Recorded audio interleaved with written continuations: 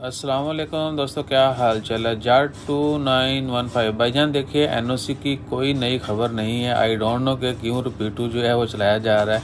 हमने बारहा सब दोस्तों से अर्ज़ की है कि एनओसी का वही कानून है जो जनवरी 1 2021 से अप्लाई हो चुका है। बस क्या है कि अभी थोड़ा नरमी है। पहले क्या होता था कि हर हाल में लोगों से क्लियरेंस जो है वो मांगी जाती थी कि अरबाब का पेपर लेके आएँ, एनओसी पेपर लेके आएँ। अभी क्या है कि जिनके पास एग्रीमेंट होता है उन्होंने अपने साल कंप्लीट कर लिए, अपना कॉन्ट्रैक्ट कंप्लीट कर लिया है, उनके ऊपर अरबाब ने किसी किस्म की स्पॉन्सर ने कंपनी में पाबंदी नहीं लगाई। वो अपना वीज़ा जो है चेंज कर सकते हैं बगैर किसी परेशानी के। और दूसरा ये बताते चलें कि जो छोटी छोटी कंपनियां होती हैं अरबाब वगैरह के जो यानी जो इन लोगों के साथ काम करते हैं उनको मसला आता है। बड़ी कंपनियों में किसी को वल्लाही कोई प्रॉब्लम नहीं है।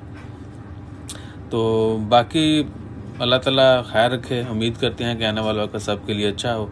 जज़ाकल्लाह। अल्लाह हाफिज़।